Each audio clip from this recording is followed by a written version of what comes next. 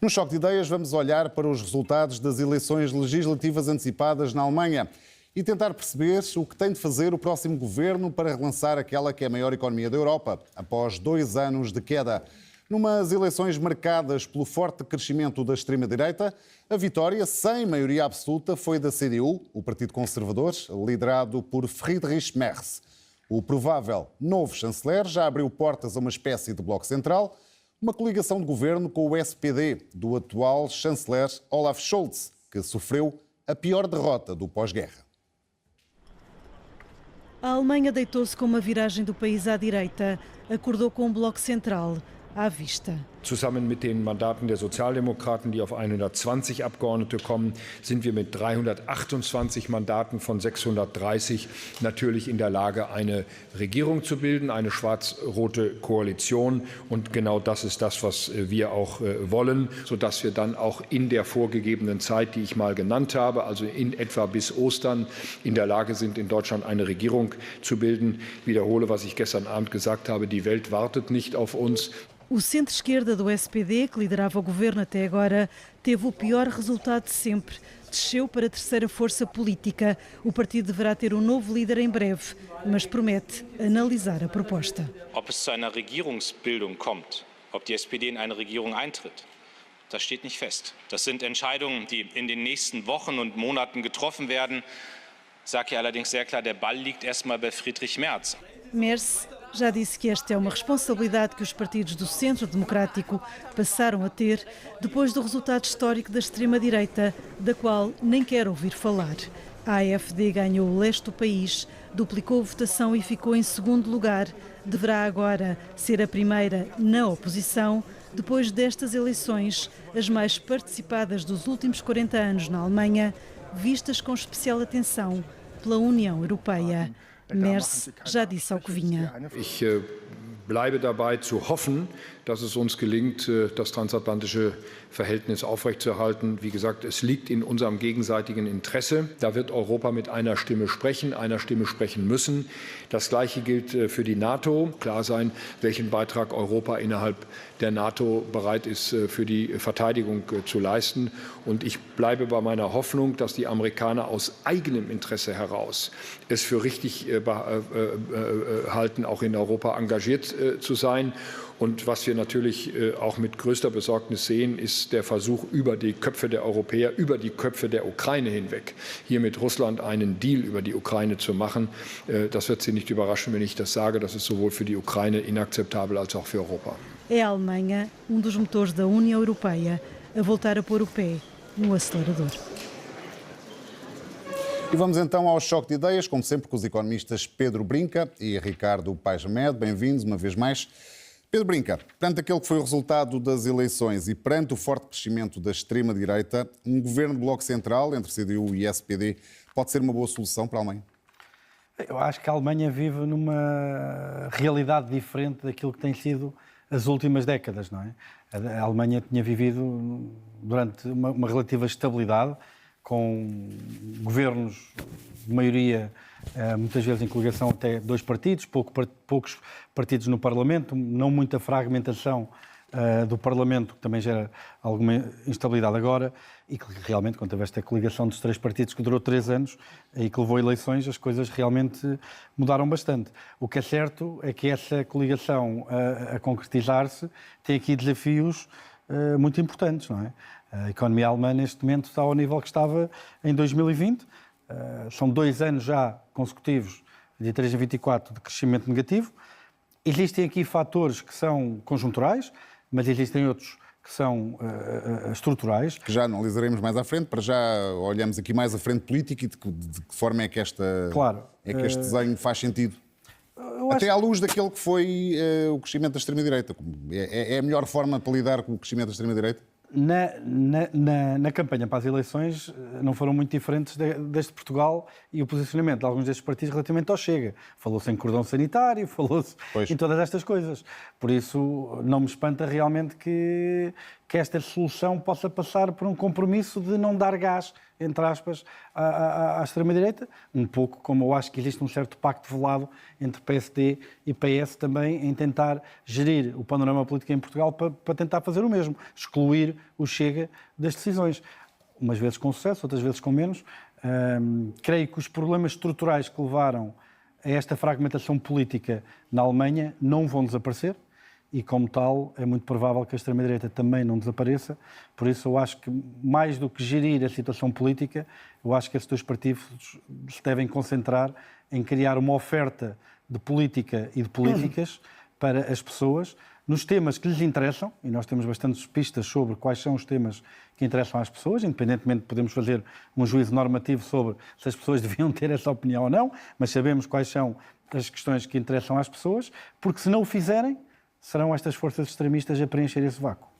Ricardo, como é que olha para este resultado das eleições, o crescimento da extrema-direita, este eventual, há uma negociação que agora irá decorrer aparentemente até à Páscoa, entre os dois, não é os dois maiores partidos, neste caso o primeiro e o terceiro. É uma boa solução esta? Bom, neste momento não há boas soluções. Não é uma boa solução os dois principais partidos de um país estarem juntos no governo no momento em que a extrema-direita está a ganhar força e em que deixa de haver uma oposição de governo que, de alguma forma, consiga cobrir o espaço do protesto. Eu vejo com muito bons olhos o facto do Die Linke, o partido da esquerda, ter não só reentrado no Parlamento, mas ter tido uma votação maioritária entre os jovens, porque isso é um bocadinho uma esperança de que isso tem sido muito tratado nos jornais, como é costume, é os extremos, é como se fosse tudo a mesma coisa, mas efetivamente não há. Não é, tal como em Portugal não é. Há um dos extremos que desrespeita a Constituição, que desrespeita os valores básicos da civilização, que mente, que está permanentemente a pôr em causa as instituições, e há uma outra parte que tem posições mais afirmadas, podemos lhe chamar mais radicais, mas que não deixa de se rever no quadro constitucional. E isso é bom, mas para todos os efeitos não é o Die Linke que é o segundo partido mais votado. O segundo partido mais votado é um partido extremista, num país que tem uma história infame e que não só não renega essa história infame, como em muitos casos a abraça. E isto é preocupante. Agora, no quadro atual, não haverá muitas alternativas para governar a Alemanha num momento extremamente difícil, porque estamos muito focados nas questões, na questão da guerra, nas questões dos conflitos geopolíticos, que por si só teriam muito para falarmos, mas a verdade é que a Alemanha, nos últimos 10 anos, tem estado numa situação económica muitíssimo frágil. A Alemanha, entre 2013 e 2023, é a quarta economia da União Europeia a crescer menos. E, portanto, é um país que tem uma economia muito estagnada, em que boa parte dos determinantes do seu crescimento no período anterior acabaram por ser postos em causa, alguns deles por culpa da própria Alemanha. Houve decisões que foram tomadas que, neste momento, marcam muito a situação económica. E a Alemanha, ainda por cima disto tudo, colocou-se numa posição impossível, que é impor-se a si próprias regras orçamentais que seriam sempre absurdas e que neste momento ainda são mais absurdas. E, portanto, tudo isto coloca aquele país numa situação extremamente exigente do ponto de vista da governação. Não é apenas vamos tentar aqui um programa político em que estejamos de acordo. Há a mesma necessidade de saber como é que se desembrulha um conjunto de nós que não são fáceis de o fazer. E não estou mesmo a ver que outra solução de governabilidade pudesse haver para a Alemanha que não esta. Pedro, em termos económicos, qual deve ser a agenda do próximo governo? Primeiro, não se podem dar receitas para resolver problemas sem identificar os problemas, não é?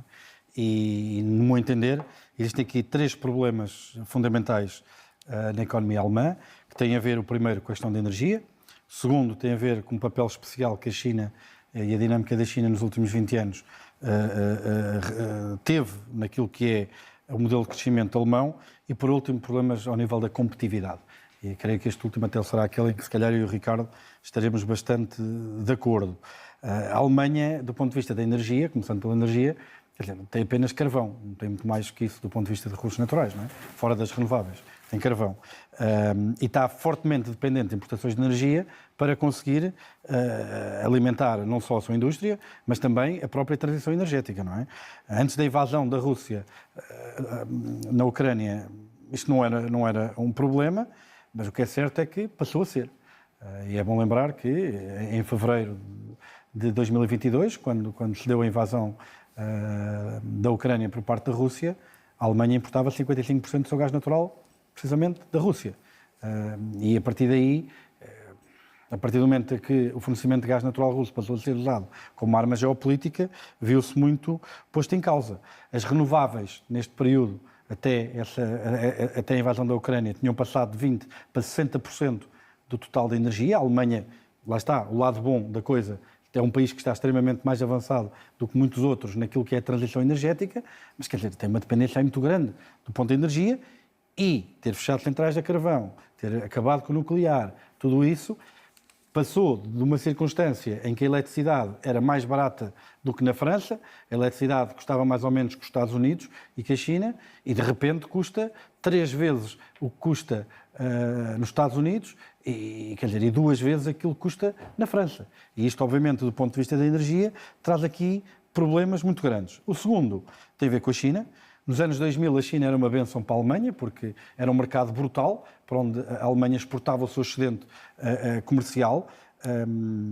Foi um bocado este o modelo de crescimento para a Alemanha, o Ricardo também já falou várias vezes disso aqui, de produzir muito virada para a procura externa, mas quer dizer, enquanto que para a maior parte dos outros países as exportações da Alemanha duplicaram, para a China multiplicaram-se por 8.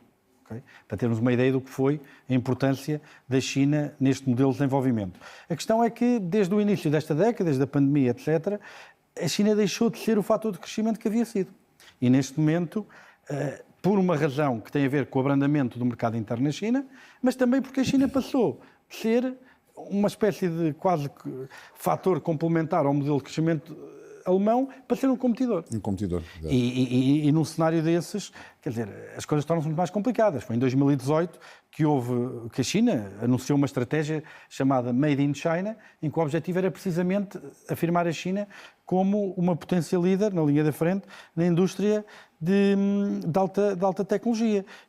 Lá está, pondo em causa o modelo alemão. Mas isto é apenas um sintoma de um problema mais grave, para concluir, que tem a ver com a questão da competitividade, que eu acho que é aqui que nós acho que iremos ter muitos pontos em comum. O problema da competitividade, da perda de competitividade alemã, é um facto. Nós fomos ao princípio da década de 2010 e vimos aqueles rankings clássicos sobre qual é os países mais competitivos, etc. A Alemanha estava sempre no top 5. Nós chegamos agora e está, na maior parte destes rankings está em 20º, 25º, ou seja, perdeu muita competitividade. E perdeu muita competitividade porquê? Perdeu, por exemplo, na qualidade das infraestruturas, do sistema educativo, atraso nas infraestruturas digitais. Quer dizer, há um discurso famoso da Angela Merkel, em 2013, a falar da internet como se tivesse sido uma invenção desse ano. A novidade da internet, esta coisa nova que é a internet. Isto em 2013. Obviamente que isto é caricaturizar um pouco a situação, mas mostra um bocadinho o atraso da Alemanha em boa parte do que era as infraestruturas digitais, etc.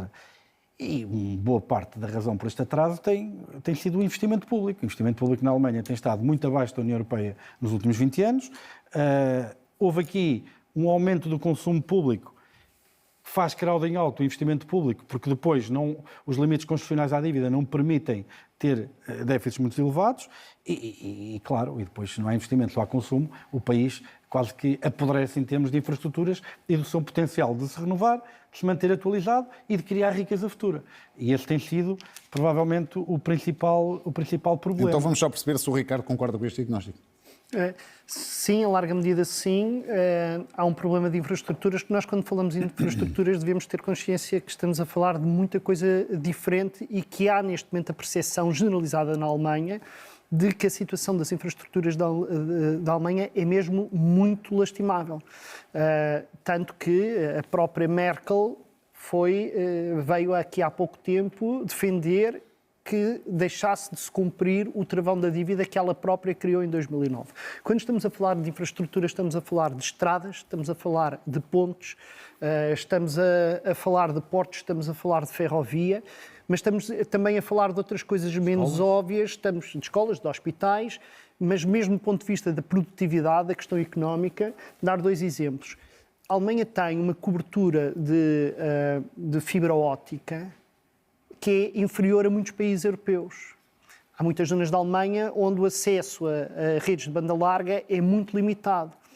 A Alemanha tem, neste momento, uma rede de energia de alta voltagem que, por falta de investimento, tem constrangimentos que fazem com que o custo da distribuição de energia seja superior ao custo da produção de energia. É mais fácil produzir energia eólica offshore, ou seja, no mar, para satisfazer as necessidades alemãs, do que propriamente o custo de depois a transportar até quem dela necessita. Isto tem impactos enormes do ponto de vista dos custos de produção na Alemanha, ainda por cima, porque a Alemanha é um país com um nível muito elevado de industrialização, é provavelmente dos países ricos o país mais industrializado entre os países ricos, pelo menos ao nível europeu e dos Estados Unidos, o que significa que tem necessidades energéticas extremamente elevadas. Portanto, isto já acontece antes da guerra da Ucrânia, da invasão russa da Ucrânia e dos cortes que houve no acesso ao gás natural. E isto é um problema tremendo, porque é que não há investimento? O investimento público na Alemanha é inferior em 1 ponto percentual ao da média da OCDE e tem sido assim na última década. E, portanto, parece que houve assim uma espécie de ilusão que eu lembro-me bem, infelizmente, há 15 anos, muita gente achava que isto era ótimo, que era a solução para os problemas do mundo era seguirmos todos a Alemanha, que era ter regras de ouro na política orçamental, não ter déficits de preferência, e não só a Alemanha fazer isso, como convencer todos os outros países a fazer isso, para que todos os países pudessem ser tão dedicados, tão baseados nas exportações como a Alemanha era. Mas isto tem um problema, é que se todos exportarem muito, não há quem importe. Não é? Nós não podemos exportar para Marte e, portanto, para que haja exportadores, tem de haver importadores. E o modelo de crescimento da Alemanha foi, de facto, o Pedro falava na China há pouco, a Alemanha é o país mais exposto, o país europeu mais exposto à China, mas uma coisa muito importante é a Alemanha cresceu muito na primeira década do século à boleia do endividamento dos países do Sul. Portanto, os países do Sul eram fortes compradores da Alemanha e boa parte do excedente comercial alemão dentro da União Europeia tinha a ver com isso. Ora, a partir do momento em que se decide que vai toda a gente desatar a poupar, a Alemanha inclusive, deixa de haver procura interna à União Europeia e, portanto, parte da desaceleração, do crescimento alemão advém daí. A Alemanha precisava, de acordo com os estudos que foram publicados há pouco tempo no próprio país, de cerca de 400 mil milhões de euros de investimento para fazer face às necessidades infraestruturais, mais de metade das quais têm a ver com a energia. Isto não é muito para a Alemanha, isto é 10% do PIB. A Alemanha tem uma dívida pública de 60 e pouco por cento do PIB. A Alemanha passar a ter 70% do PIB não seria um problema. Mas a ortodoxia que se instalou, que é lunática, não há motivo para nós pensarmos que um país mais vale ter infraestruturas completamente degradadas do que aumentar em 10 pontos percentuais do PIB a sua dívida pública. É uma coisa que não faz sentido nenhum, mas essa foi a ortodoxia que se instalou, que a Alemanha promoveu e que, em larga medida, está a pagar duplamente os seus custos. Está a pagar os custos da falta de investimento na Alemanha e está a pagar os custos do excesso de austeridade que houve no conjunto da Europa. E, portanto, agora parece que à boleia da história do rearmamento se quer pôr em causa as regras que foram criadas há 15 anos. Eu acho ótimo que se ponham em causa estas regras. Espero bem que o objetivo não seja pôr em causa essas regras para comprar armamento, porque se for comprado armamento isso vai ter 2 efeitos. Um é que vai aumentar as tensões e os riscos de conflito militar, mas podemos deixar isso para outra oportunidade. Agora, vai ter um efeito que é gastar esse dinheiro todo. Já ouvi falar em 200 mil milhões de euros. Neste momento em armamento num curto espaço de tempo. Quem produz o armamento é os Estados Unidos. Portanto, isso não vai estimular a produção na União Europeia. Portanto, vamos ver o que é que nós vamos conseguir com isto. Vale a pena também perceber isto, é que não é só uma questão de competitividade. A Alemanha foi extremamente ambiciosa na transição energética, mas não há transição energética sem investimento público, é impossível. Não só nas tecnologias produtoras, mas também no armazenamento e na distribuição de energia. Portanto, a Alemanha carece crucialmente de investimento público. Se decidir pô-lo todo no armamento, não vai resolver os seus problemas. Volto então à questão que pus há bocado. Qual deve ser, Pedro, a agenda? Já identificámos aqui em larga escala o que é que, correu mal, simplificadamente. O que não deixa de ser irónico, que de facto, como aqui foi dito, Portugal era o patinho feio, a Alemanha era o modelo e neste momento não é bem assim. Qual deve ser a agenda económica do próximo governo à partida de Friedrich Merz? Se calhar tivemos um programa de ajustamento estrutural que mudou um bocadinho o paradigma do país, só para provocar aqui o Ricardo um bocadinho. As medidas que... Quer dizer, identificando a doença, a cura é relativamente óbvia e, aliás, ela foi apontada pela maioria dos partidos nestas eleições. Algumas são banais e repetidas a cada 4 anos, cada ciclo eleitoral: eliminar burocracias, aumentar a competitividade fiscal para dinamizar o investimento, baixar os custos de energia. O Ricardo lançou aqui algumas pistas sobre os problemas que eles têm do ponto de vista das infraestruturas, consequentemente aumentar o investimento em infraestruturas. A Alemanha, por exemplo, na questão da educação também tem perdido imenso, baixou nos PISA, etc. A questão é como é que isto se financia. E se algum dia quiseres ver o Ricardo aqui engalfinhados, é precisamente nesta parte das contas públicas. Eu concordo com o Ricardo, 60%, é 61%, se não estou em erro. Tem 10 minutos para se engalfinharem, da dívida pública sobre o PIB, sugere que a Alemanha, de facto, se poderia endividar. E se calhar, face ao passado e ao vermos que houve um conjunto de escolhas erradas que levaram, de facto, o país, do ponto de vista infraestrutural, a não ter, neste momento, as condições para alavancar uma nova vaga de crescimento, eu sou levado pelo argumento de que, de facto, se calhar faz sentido, pela excepcionalidade da situação. O problema é que de boas intenções está o inferno cheio. A Itália também achou que era boa ideia financiar a 110% a renovação energética. E aquilo que vimos foi fraude em massa, com faturas falsas de obras que não foram feitas para ir buscar 110% do valor que estava a ser financiado. Criou-se ali um buracão enorme do ponto de vista orçamental e o impacto foi quase nulo do ponto de vista dos objetivos a que se tiravam esses fundos. Quer dizer, a França neste momento tem um déficit de 5,25%. A própria Alemanha tem um déficit de 2,6%. Atenção, a zona euro, se fosse um país, neste momento, agora já não estaria, mas até há pouco tempo, até ao segundo trimestre de 2024, estaria em procedimento por déficit excessivo. Ou seja, a razão pela qual a Alemanha está na situação que está, não foi porque não se endividou. Está porque aumentou o consumo público e, como tinham travão à dívida, a única maneira que teve foi sacrificar o investimento público. Se calhar não devia ter aumentado tanto o consumo. Se calhar não devia... Mas lá está, a questão de baixar os impostos é importante se conseguir realmente trazer a economia ao de cima. Ou seja, eu não sou... Deixa de se fazer investimento público para baixar os impostos. Não, deixa de se fazer tanto consumo público, se calhar, para dar investimento público. Se calhar... Por isso é que só falas do aumento do consumo público. Houve uma perda de receita fiscal que serviu para deixar de investir. Podemos valorizar isso. Não, mas também houve um aumento brutal do consumo público. Também não percebo porque é que não olhas para a outra parte da restrição orçamental. Ou seja, as escolhas que foram feitas, e eu não tenho problema nenhum em dizer que, às vezes, baixar impostos pode trazer problemas.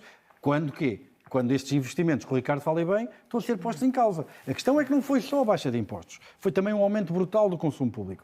E essa é que é a questão. Porque ter déficits consecutivos, quer dizer, só aumentar constantemente a dívida sobre o PIB, é óbvio que isto não é sustentável, ponto. Isto não é modo de vida. Isto pode ser usado em questões excepcionais. Agora, qual é o problema? É que em muitos países aquilo que é excepcional torna-se ordinário, como são as taxas extraordinárias sobre uma série de setores e situações que nós criámos na altura da Troika e que ainda estão hoje e continuam a ser extraordinárias, mas já são ordinárias há 10 anos, ou 11 anos, ou 12 anos. Ou seja, em política é um bocadinho este problema de inconsistência temporal, não é?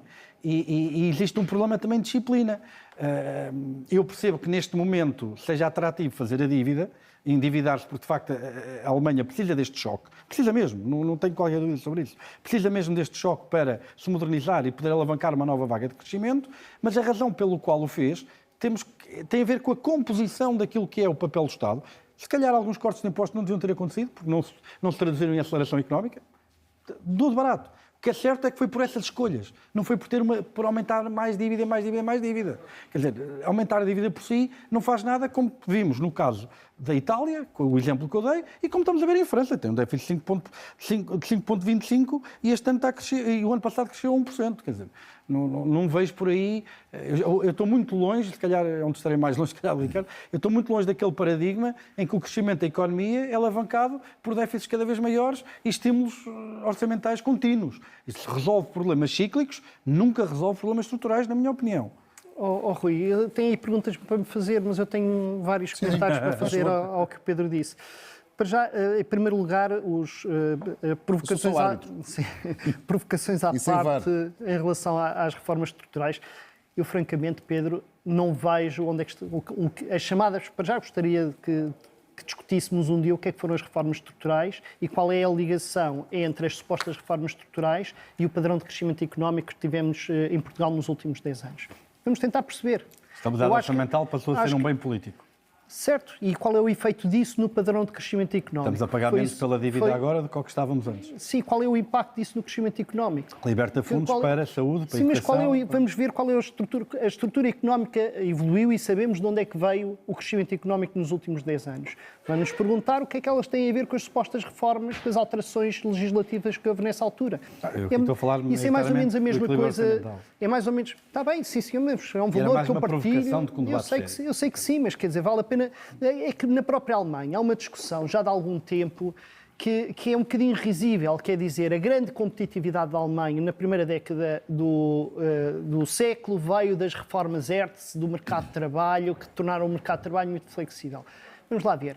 O crescimento económico da Alemanha, na primeira década do século, vieram de dois fatores cruciais, do endividamento dos países do Sul e do crescimento da China. Porquê? Porque a Alemanha teve a sorte de ter a estrutura produtiva certa no momento certo da história.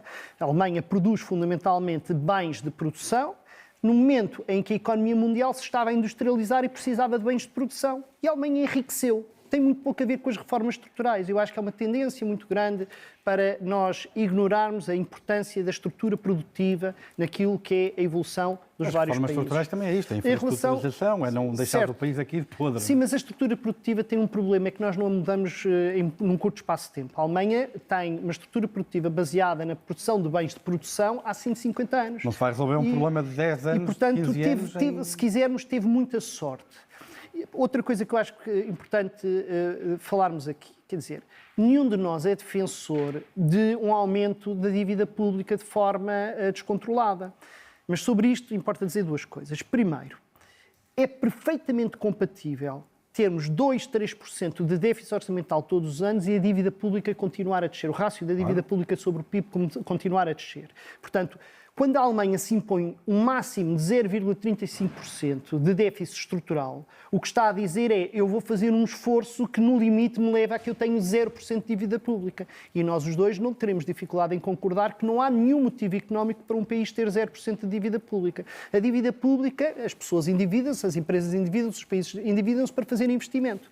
E o problema aqui é que a estratégia que foi seguida pela Alemanha foi de não investir. A Alemanha não investiu. E o investimento tem multiplicador superior a 1, ou seja, por cada euro que se põe... Se for bem feito, Ricardo, tu tens uma fé... Olha, a estatística vai calcular o multiplicador deste investimento nas janelas em Itália. Pedro, nós não podemos pegar no exemplo das janelas em Itália. Aquilo que nós sabemos sobre o investimento público foi feito o investimento em Portugal durante a década de 2000 teve esse efeito multiplicador? O investimento, tens vários estudos, vários colegas nossos que fizeram análise sobre o multiplicador do investimento público e te dizem que o investimento público em Portugal tem um multiplicador superior. Mas ele não é invariante no tempo, nos instrumentos. Não é preciso... Deixa-me só dizer isto. Depois tapá-los, não é reprodutivo. Não precisamos de discutir com base em caricaturas. Isso não é investimento. tapar buracos e destapar e tapar buracos não é investimento. Se eu investir a construir Pedro, estátuas de gelatina no deixa-me Parque só Eduardo dizer VII, isso. não Isso é investimento reprodutivo. Isso nem sequer é investimento. Nós estamos a falar em capital investimento. físico, tens ali uma não é gelatina. investimento. Investimento, quando estamos a falar em investimento, estamos a falar Em bom investimento. Não, é investimento em capital, coisas que permitem produzir. Pronto.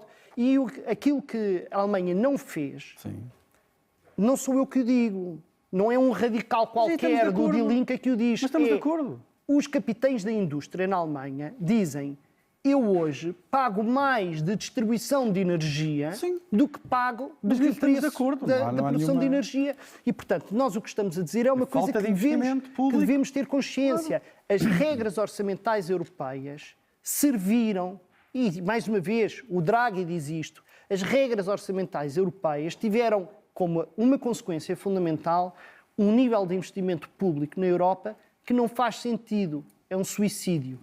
E é a política de querermos todos ser exportadores... Isso não quer dizer que a resposta seja dívida, pode ser a composição da despesa.